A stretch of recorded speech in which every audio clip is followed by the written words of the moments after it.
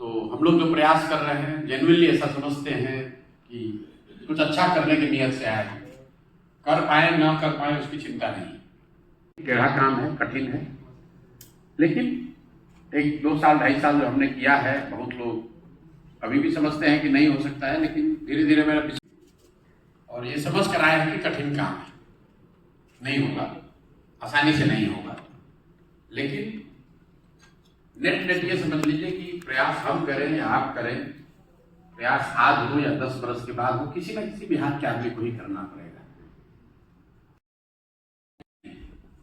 लोग आज भी हैं, जागरूक हैं, निचले स्तर पे जिनके शरीर पर कपड़ा नहीं है, वो भी समाजवाद पर लंबा लेक्चर दे सकता है।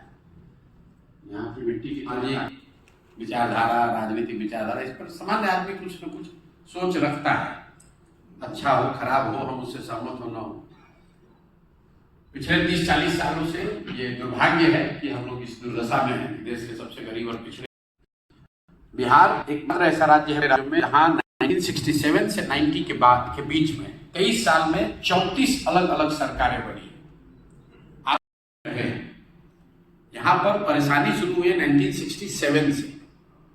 अनफॉर्चुनेटली जब यहाँ पॉलिटिकल एवेकनिंग शुरू हुई तब नीचे ही जा रहे हैं। जिनको भी ऐसा लगता है कि लालू जी के आने से सब बर्बाद हो गया, उनको ये ध्यान रखना चाहिए 1990 में देश का सबसे गरीब और पिछड़ा राज्य था। तो बहुत अगर गहराई से आप पढ़ेंगे कि कुछ तो ऐसा 100 साल आप टॉप पे रह सकते हैं, 100-2 साल आप पीछे भी छूट सकते हैं। तो मैं ऐसा मानता हूं कि बिहार में 1967 के बाद से अगर आंकड़ों को आप देखिएगा, मैं 2 मिनट लूंगा। आप में से कई लोगों को हम लोग को लगता है कि लालू जी आए तो बिहार बिगड़ गया है। 2005 से 2012-13 तक Nitish Kumar stable, politically stable थे। चाहे सही के हो साथ हो, गलत के साथ हो, भाजपा के साथ एक सरकार चला रहे थे जिसकी प्राथमिकता थी कि बिहार में विकास हो, सुधार हो, लालू के दौर से बाहर निकाला जाए। 2012-13 का दौर और 2012-13 से लेकर अभी का दौर, यही नीतीश कुमार 12 तक आपको विकास करते हुए दिखे। और आज वही सामाजिक न्याय से विकास होगा। हम लोग को जो समाज को समझने वाले लोग हैं, उनके शुरुआती दिनों में बिहार में जो दबा कुचला पिछड़ा जिसको कहते हैं, उसको आवाज मिली। इस बात से कोई इनकार नहीं कर सकता है। ये जो बिल्कुल सामाजिक तौर पर पिछड़े गरीब लोग थे, उनको आवाज टैक्स आएगा कि पैसा हम आपको 20 साल तक देते रहेंगे। तो पहला तो यह है कि लिटरली ओवर 6 महीने 8 महीने में आप 5 लाख करोड़ रुपया इकट्ठा कर सकते हैं। लोग आपको जैसे बुलेट ट्रेन के लिए, जो बात मैं आपको बता रहा था, 67 से 90 के बीच में 34 सरकार, 2012 से अभी तक, पिछले 2013 से अभी तक 10 होने के बाद एक उसका अनइंटेंडेड कॉन्सिक्वेंस ये रहा कि नीतीश जी को ऐसा लगा कि अब हम प्रधानमंत्री बन सकते हैं। और हम लोग को लग रहा है कि नीतीश जी अभी पलटना शुरू किए हैं। ऐसी बात नहीं। आप ध्यान कर रहे हैं उन राज्यों में जहां पर उद्योग धंधे लग रहे हैं, जहां पर व्यापार हो रहा है। इसका असर क्या हुआ? 1990 से लेकर पिछले फाइनेंशियल ईयर तक आरबीआई का बता रहा है कि 26.5 लाख करोड़ रुपया, जस्ट एक स्टैगरिंग फिगर, मतलब कितना पैसा बैंकों में जमा हुआ बिहार में। उसके अगेंस्ट बिहार में बैंकों ने लोन कितना दिया, चाहे वो लोन घर बनाने के लिए हो, पढ़ाई के लिए हो, जमीन खरीदने के लिए हो, उद्योग के लिए हो। देश का सीडी रेशियो है औसत, मात्र उपाय है पूंजी।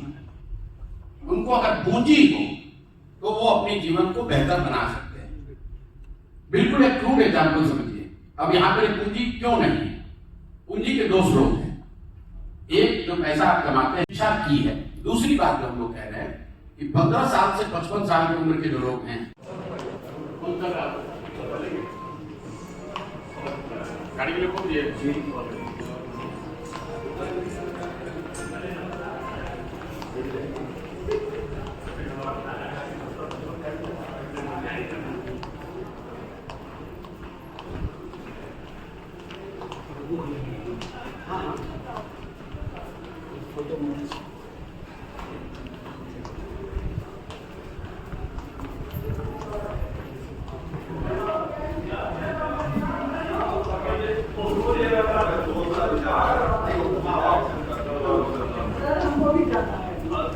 और एक खरगोश में जाना।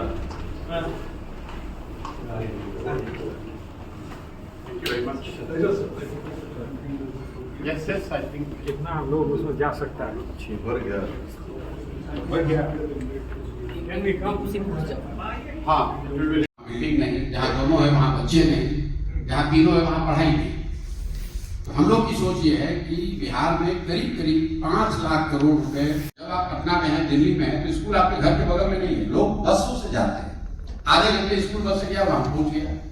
बिहार 74%, अगर 100 रुपया देश भर के लोगों ने बैंकों में जमा किया, प्राइवेट, सरकारी, कोऑपरेटिव सब बैंक मिलाकर, सर ये मेरा केस है। जनरली लोग पूछते हैं, हमसे कोई बगल बैठा है, जब हम दिल्ली में इलेक्शन में क्या हो रहा है, आपसे पूछेगा आप लॉयर है, देखा कपिल सिब्बल है, तो तुरंत कोई अपना लीगल समस्या उनसे रखा, पूछा, पूछने उसने के बाद उन्होंने उसको भेजा, प्रोफेशनली समझाया भी, बताया।